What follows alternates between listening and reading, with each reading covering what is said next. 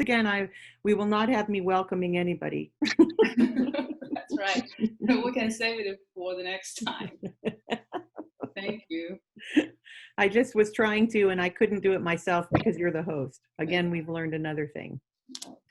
So this way, yes. There it is. All right. Nope. Where's myself? Okay, there you go. All right, so the title, you have seen that in our flyer, is Achieving Clarity and Simplicity in ESL Writing. Okay. Next page. Before I start this webinar, I want to ask some teachers, or all the participants, you can answer some of the questions here. And please, if you have some answers, and type your answers in the chat. Okay, so when we write in English, do we translate or do we write?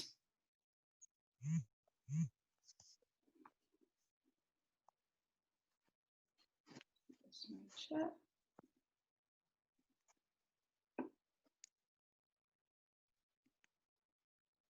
Do we write in English or do we write or do we translate? You write, good. Write, good. You don't translate, good, very good. How about your students?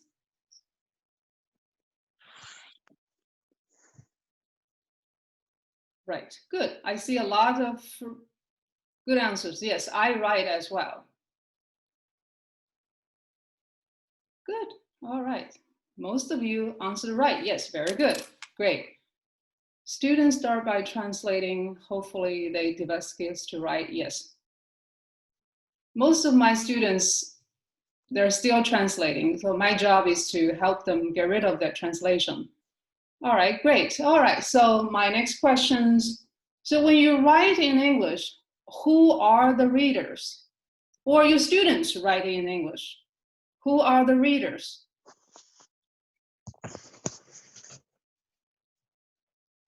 Native speakers? ESL teachers in Kazakhstan?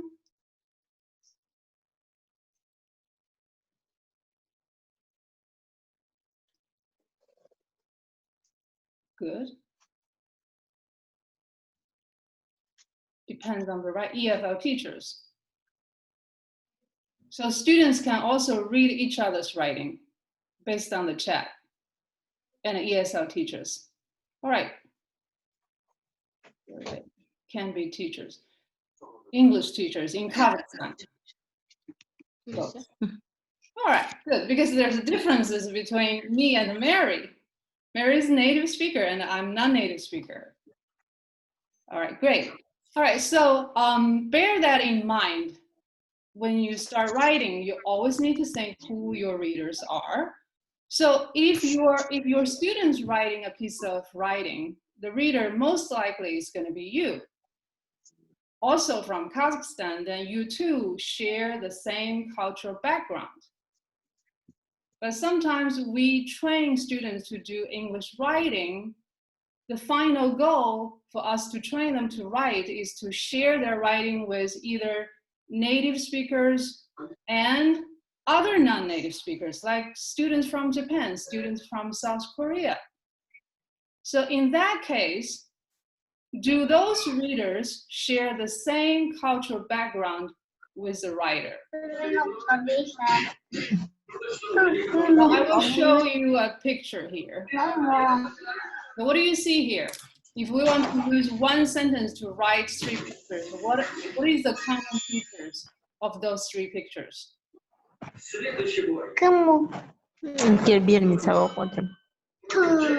Why I didn't know that. Yep. Whoever came in just now, please mute your hands up. Very good. Yes, everybody's raising their hands in the first picture, but the context, hands up, good.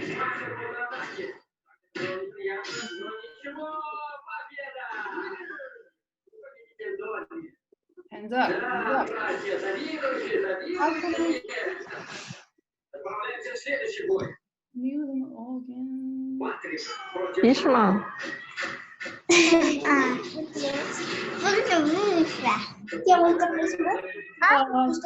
so. All right, good. There's someone who just came into the group and we can hear everything behind you. Please mute your microphone. We cannot hear Susan anymore. I do it again.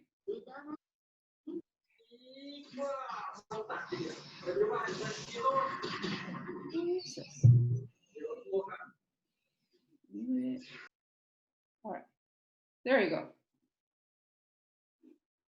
Okay. Share screen. No. This one. Okay. Check. Yeah, so I have so many answers. Yes, when you see those three pictures, your feeling is, okay, so they all raise their hands.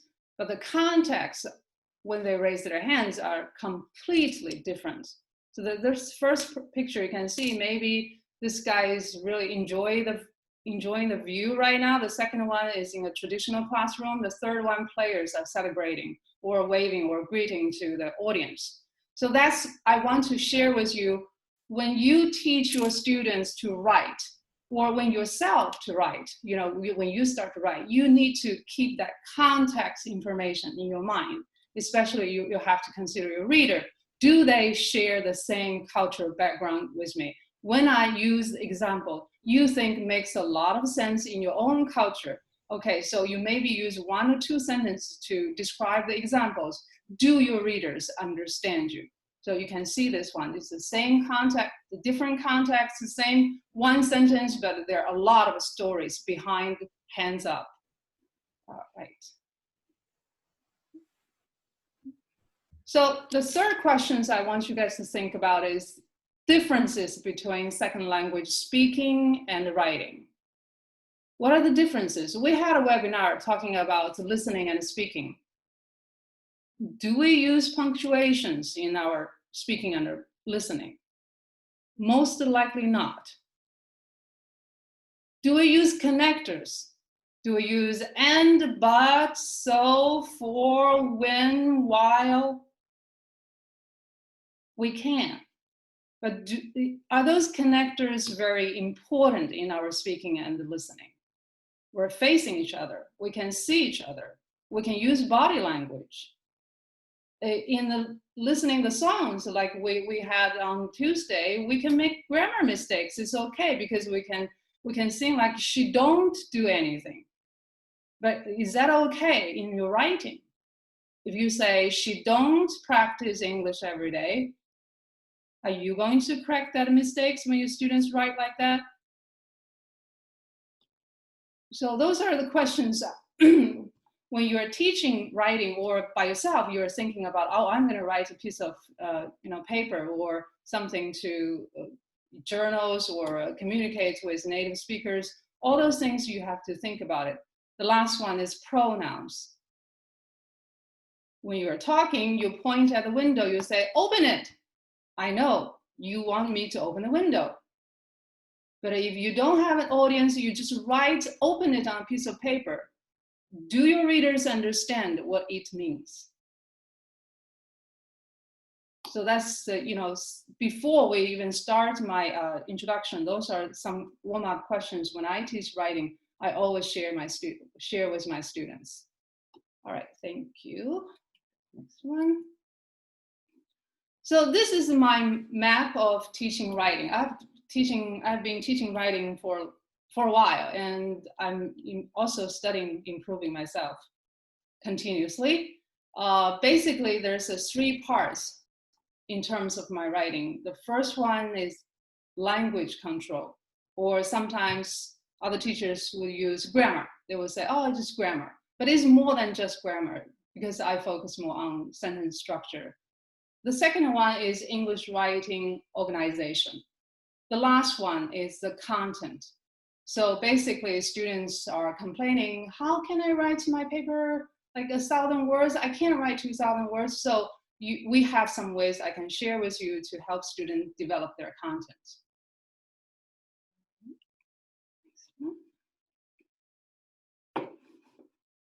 Okay, language control. I ask you guys if you have used the translation or writing. You all say you use writing. That's very good. And I saw the questionnaire. A lot of you are middle school and high school or primary school English teachers.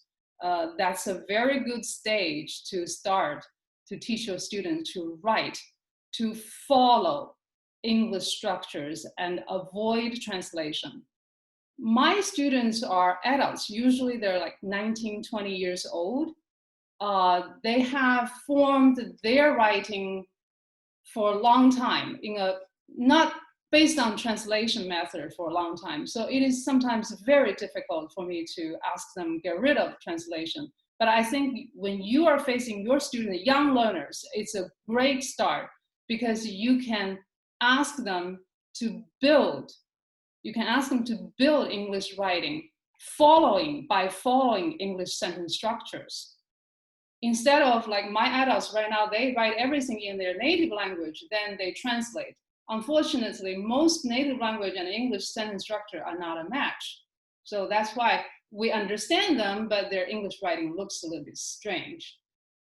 So for the English sentence structures, because I only have 1 hour, I just give you the most basic sentence structures here. I know this is not enough, this is not complete, but this is the basic. This is very basic knowledge you can share with your students.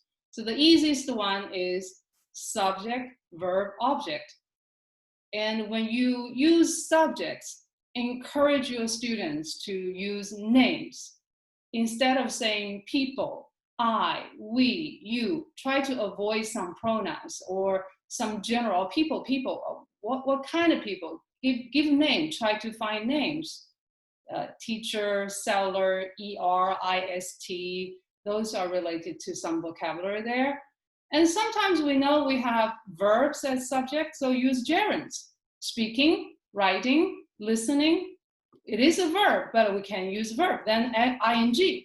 So try to make your teaching a little bit easier for them to start. So they're not afraid, oh yeah, what are the names? Just basically give them 2 choices. Then verb tenses are super important in English writing. It carries meaning, it carries logical order. You can see when something happened first, something happened second. So it's verb tenses need to be focused by your students. The last one is the numbers of objects. Usually students don't have problem to write objects like I bought pencil. Then the mistake, easy mistake is, okay, pencil, do you buy 1 or 2 or a pack or the pencil your friend has used and you really like it? So the numbers of objects is really related to the articles. To me, it's the articles, is a or an or the or plural. So those mistakes, you might think, oh, those are not very important, serious grammar mistakes. If you repeatedly make the same kind of mistakes, yeah, then that's not really native level. So you have young learners, encourage them to pay attention to the 3 parts, SVO, that's starting point, and the S, name, verb, tenses, be careful about the different tenses, and the objects, then the focus is the number. Okay, then probably with time move on, you have to teach your students to write longer because they say, oh, I can't study English for 6 years. I only write 3 words in 1 sentence. Then we can make the sentence a little bit longer. But how long is long? Can I write 4 or 5 sentences together? My suggestion is not, okay? We can understand you, but when you write in English using your second language, the best way is to write clear and a simple way so nobody's going to ask you, what do you mean by saying that? What do you mean by writing like that? So my goal, encouraging my students to learn or myself to write, is always to write clear message. Now, the way to make your sentence a bit longer is to use one connector and connect the two sentences together. I have introduced those words with my students last year, with some teachers last June. I hope you still remember, because the reason we come up with those short terms is for the easy memory. It's for the easy memory, because if you say fanboys, wabbits, that, which, who, WH words, and if, okay, before you teach your students, you can even just show some pictures, like what I do here. I chose a picture, you know, the boys are from Kazakhstan. The fanboys, you put two pictures together, give them some pictures so they can remember, okay, fanboys, that's group of the connectors. The next one, wabbits, I know you're looking at rabbits, not wabbits. I just couldn't find a word or a picture of wabbits. Then you replace the R instead of W, then you see wabbits. So students have that image in their minds. And that which, who, is a plus sign. It's a plus sign. I know as English teachers, we like adjective clause, we like that, which, who, but most time in academic writing, that, which, who convey the meaning of addition. And the last one is all WH words, WH, W, when, where, who, whose, which. I think your students should understand that. And H, how many, how often, how long, how short. There's all those WH words. You want to get some information. You are asking questions. And of course, we have to add if. Sometimes I don't want to know specific answers. I just want to know yes or no. So don't forget that little if there. Okay, great. So those are the easy pictures and the easy names you can share with your students. Ask them, encourage them when they are writing, using all those connectors, even though in their speaking, they might never use them.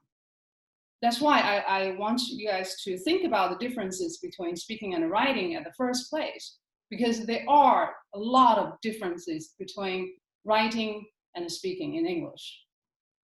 Right. All right, so those are some, like what I said in my previous PowerPoint. We have all those connectors. We have all those connectors to carry logical meaning.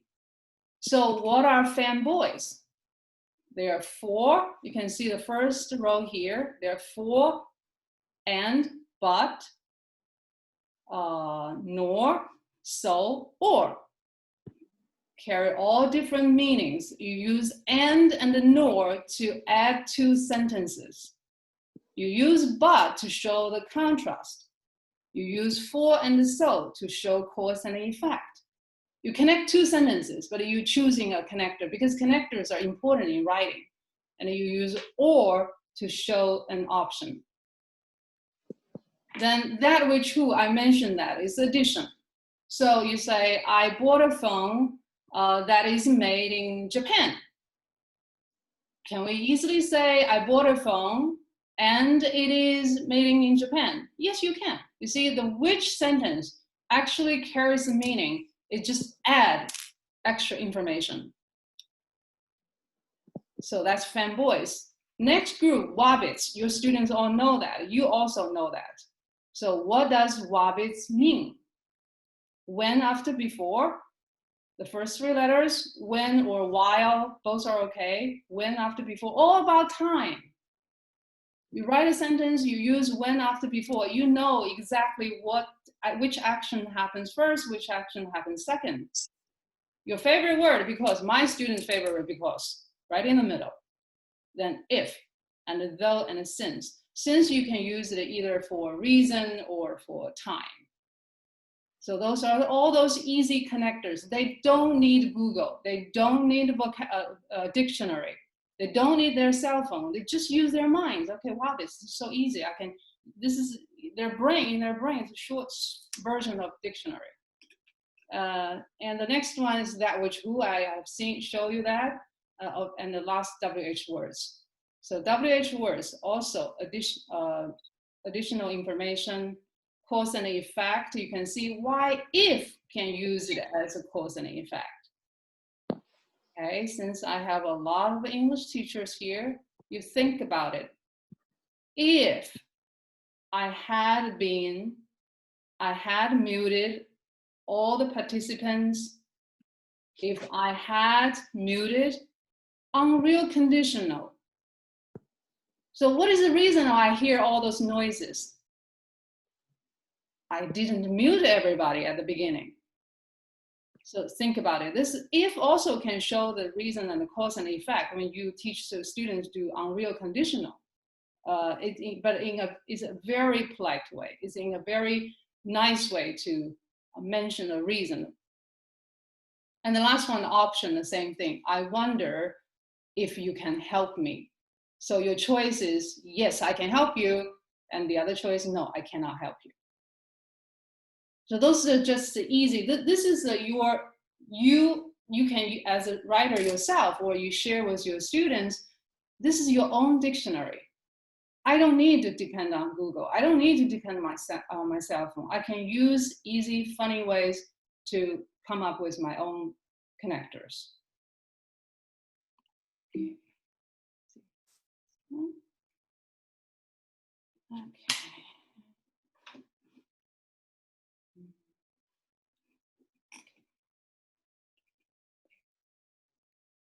Organizations.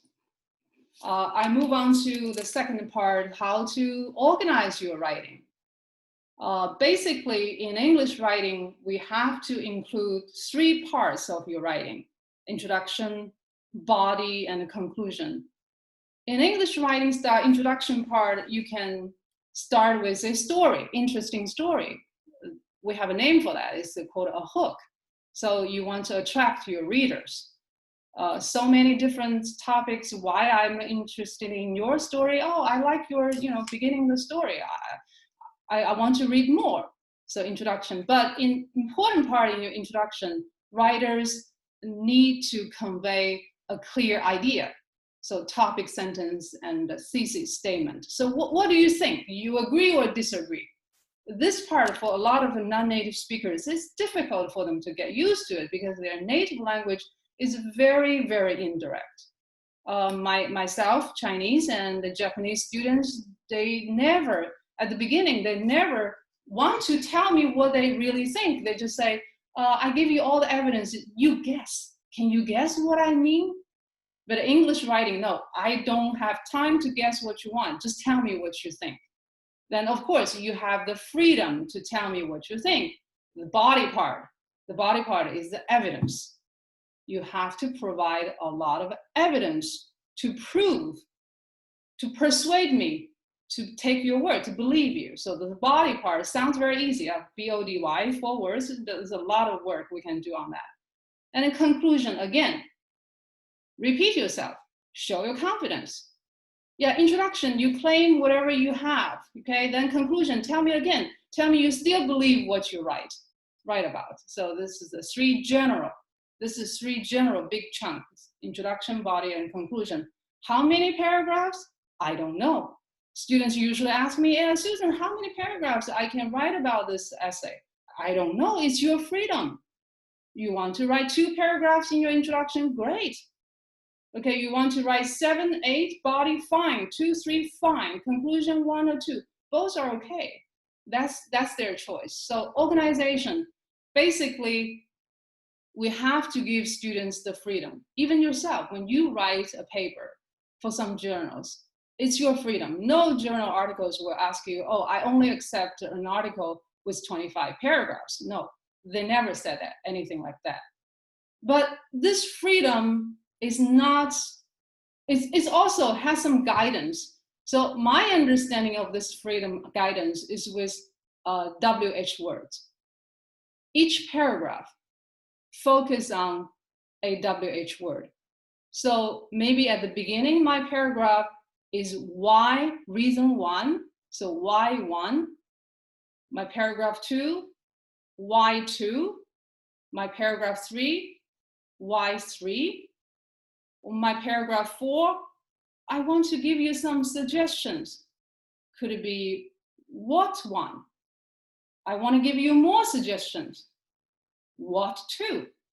So using all those WH words to organize your freedom. Do not mix all the WH words together. In one paragraph, I tell you when, I tell you where, I tell you how, I tell you why, I tell you what. No, you will make your reader confused. So the best way is using WH words to guide your writing. Each paragraph answer one WH question. So I usually have some activities for my students to understand that's their freedom to develop their writing. One of my favorite activities, I usually ask my students to put one of their belongings on the table. Then I ask the students into groups and categorize all those belongings. None of the groups have the same categorizations. Some students put cell phone and the dining cards together, and they label that as, oh, my meal. This is my meal entertainment. Dining cards and cell phones, they think, okay, so those two things, I need those two things because every time when I eat, I cannot eat without my cell phones. But some students put dining cards, library cards, and a student ID together, then categorize them as cards. So you see that it's the same content, but students have the freedom to put different items together. As long as this together share same feature, have some logical meaning there, that's their freedom. They can do whatever they want. My second activity, I also, especially for my high advanced level students, I think they like this activity as well. So I provide some materials for all my students, like flowers, cards, food materials, and a car. Then I ask them in groups to plan a Valentine's dinner with the same materials. Yeah, you also see this. You also see many different plans, same materials I provide. Japanese students would. I just finished this exercise a couple months ago. I remember one Japanese student in that group. They said, "Oh, I would write a card to my date first to ask if she wants to go out with me." So then some other students would say, "Oh, I prepare food because I'm good with cooking. I'm going to prepare a nice big table of food, then I will send pictures to her." See, the same material. It's like same writing content, but you and your students have the freedom to organize them in their mind in a logical way. The last one, the easiest one, I usually share with my students, especially for research paper, I like to use faces. I think especially when students' English level is not that strong yet, I will ask them, when you do a research paper, it's really a process. The organization should be from a sad face to a happy face. So you see a problem, you're confused, you want to study that. Okay, so you mention that. What are the problems? So the sad face could be a WH what question. Then in the middle, the neutral face. I want to act like a researcher. I'm doing objective researches. I collect data. I don't have any emotion. I'm just doing data analysis. Then in the end, hopefully, you can provide your reader some suggestions, some solutions, make your sad face to the happy face. So this is also quite popular organizations. So you use some pictures to guide your students or guide your own writing. So you write a research paper, you're starting with problem, you do analyze and you do analysis, then in the end, hopefully you can come up with findings and solutions and have some significant work here. Okay, so organization, general, 3 parts. The students have freedom. that this freedom is not absolute freedom. You help them guide their freedom with logical guidance, WH words. How many paragraphs? I don't know. How many words? Usually you do have a number of words, but how many paragraphs?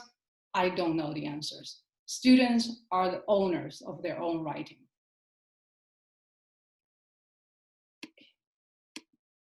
Okay, last part of academic language control, organization, and content development.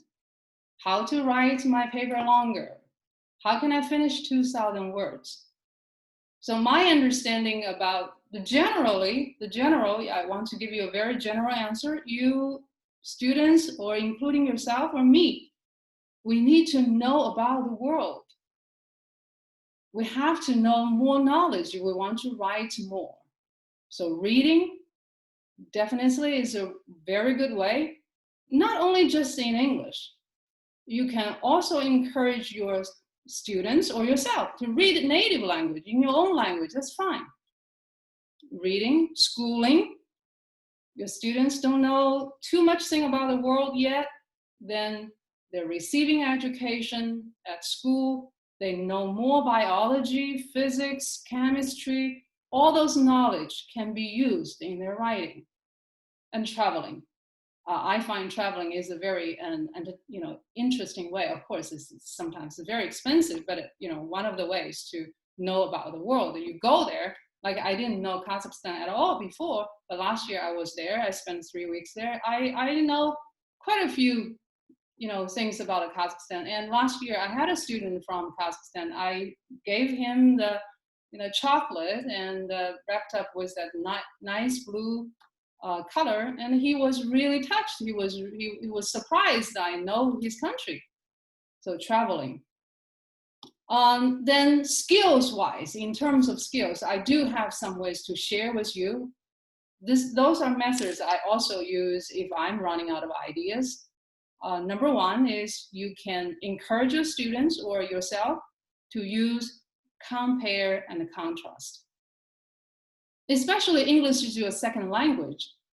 You compare, contrast your own culture and English, your understanding about English writing. So what is the high school teaching in Kazakhstan? What does it look like? Okay, then you might know some classroom practice in America looks like. You can easily compare and contrast to develop your writing. Number two, you can encourage your students to use examples. Tell me stories. Tell the reader stories.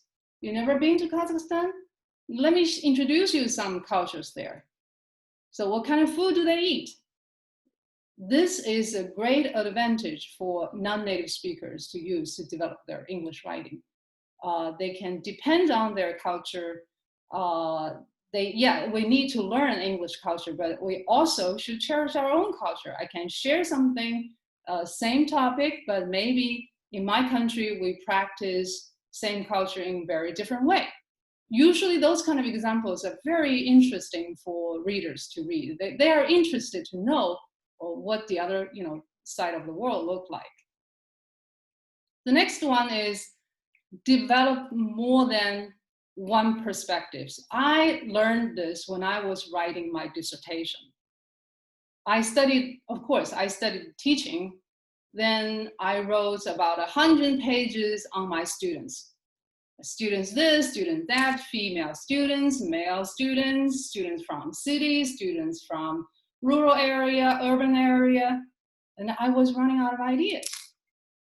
Then my professor said, okay, Susan, in a classroom, you have two groups. You always look at your students. Do you have time to look at yourself? Yes, I am part of this teaching as well. Then develop more than one perspective. Yes, I studied teaching in the classroom. I studied mainly on students. How about myself? How about my boss? How about my co-workers? You see, when you are looking at one topic, from more than one perspectives, of course you can write more, right? I can write about myself. I can write about my collaboration with my coworkers, my community, my collaboration, the support. If my boss give me a lot of support, if my university give me a lot of support. So each perspective, that's one new paragraph in an easy way, right? So develop more than one perspectives. Most of my students, for example, the very common example I use is I ask them to write about online shopping. Then many of them say, yeah, convenient, easy, it just save time, save a lot of money. Always focus on buyer. Buyer, me, I am the one, I am the focus here. Then you encourage them to think a little bit wider. How about the seller? What about the government? What about the delivery companies? Do they get benefits from it? So encourage your students to develop more than one perspective. This definitely will make them write longer. Then the last one is borrow ideas from academic sources. Usually I take this class, I needed like 16 weeks to learn this, how to borrow ideas from academic classes. So we read and put your reading with your writing. Then the reading sounds easy, but it takes a lot of time for students to borrow ideas from academic sources. This is more like college level writing. I doubt at middle school or high school or primary school, students need to learn how to use this, but you as English teacher yourselves, you probably can try to write something to the journals. So this is a very crucial step for you to write something. You borrow ideas from academic sources, usually starting with Google. If you're interested in teaching grammar, then you can Google grammar teaching. Then you make it smaller. Oh, grammar teaching for what? Non-native speakers, native speaker, middle school students, high school students, college students, then make it smaller. Then you find a lot of PDFs online, begin to read and find materials you're interested. It takes a lot of time to do this work. Then when you write your own ideas, you can use experts' opinion to support that, to support your own idea. Either you can directly quote or you can paraphrase.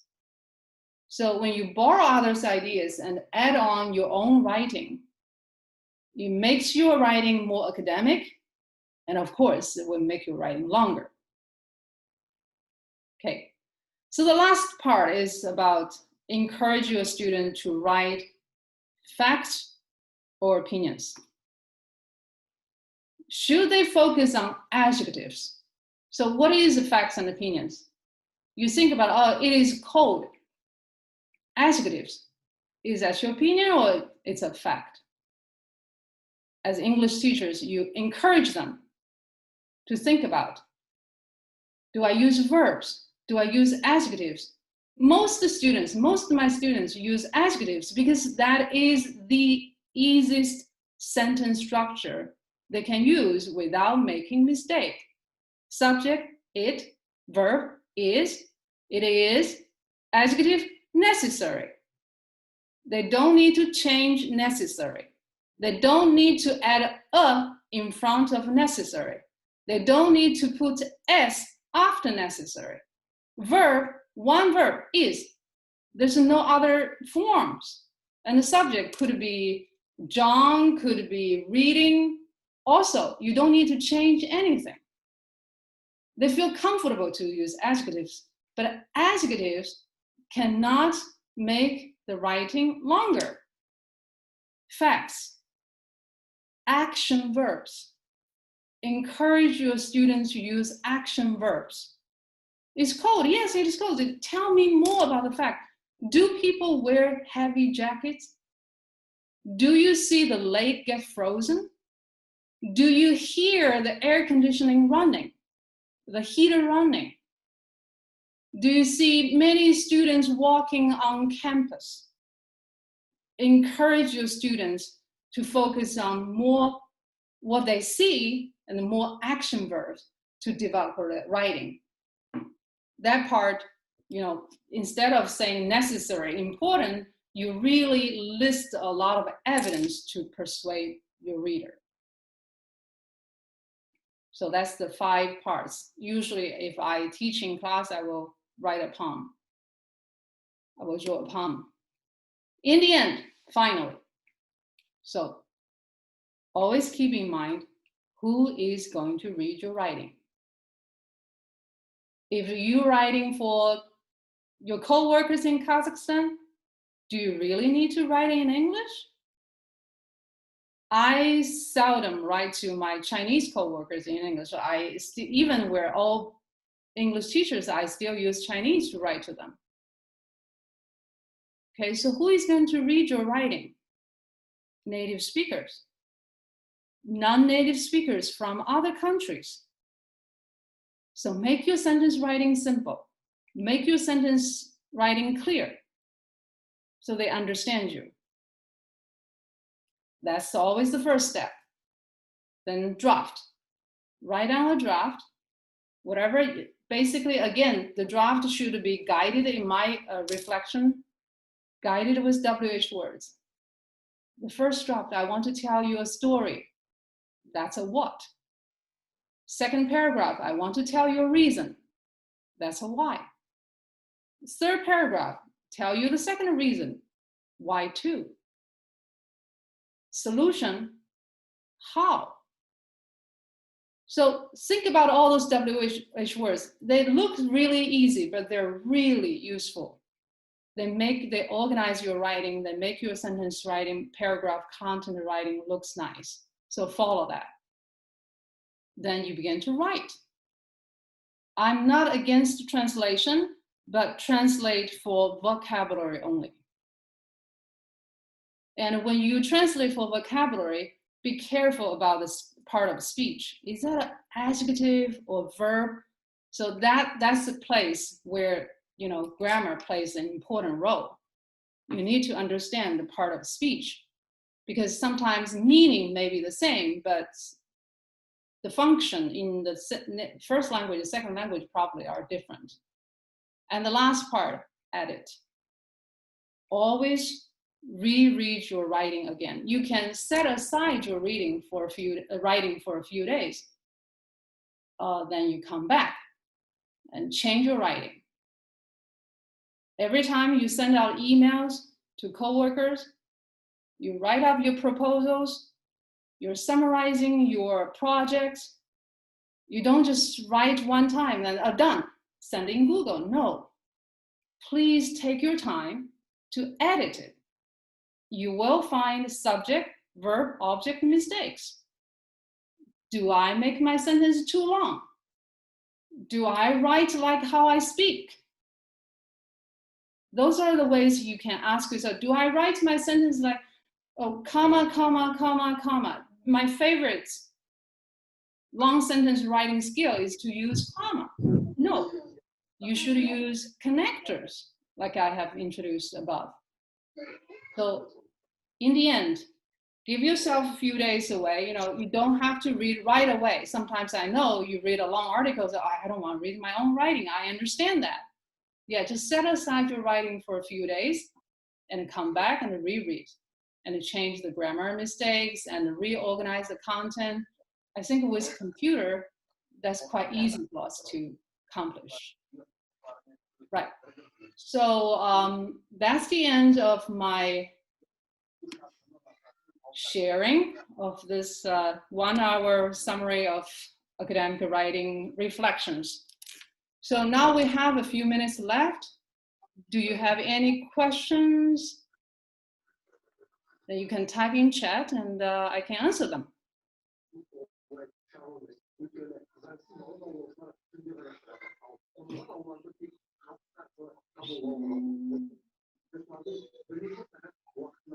You guys have any questions?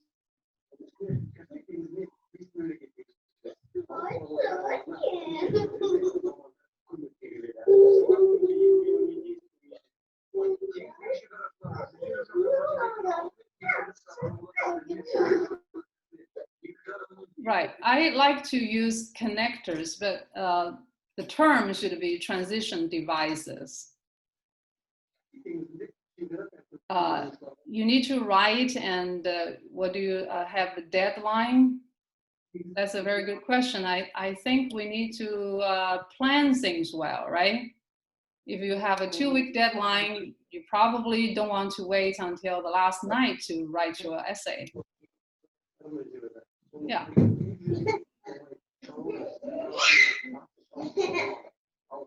Yeah, the 10 PowerPoints, I usually need at least 7 weeks to go over that with my students. But here I have 1 hour. So if I have more time or next webinars for each activity, we can practice something together. Same mistakes. Same mistakes.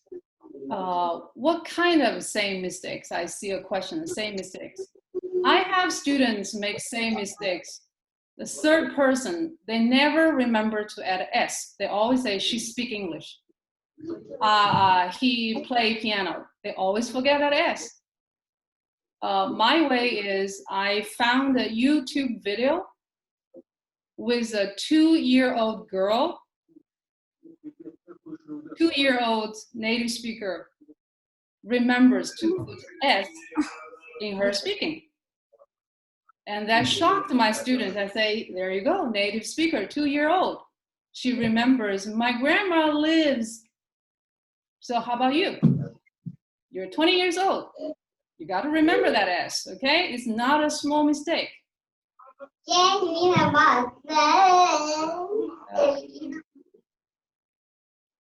Any other questions? Okay. There was a question, it may have been sent to me privately, but the question was, when will the next webinar be? And the answer is, we're not sure. We're still working on the schedule, but please watch your email because it's coming. Yes. I think Dr. Seig is going to be the host next time, right?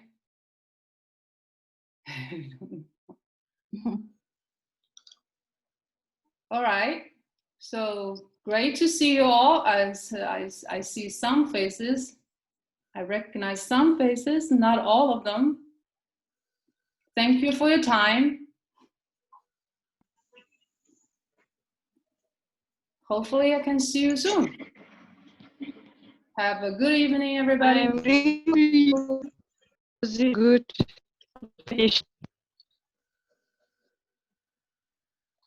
Hi. Thank you. Thank you. So I will share the PowerPoint and recording somewhere, right, Mary? All right. Thank you very much. Okay. Have a good evening. Bye-bye. Bye.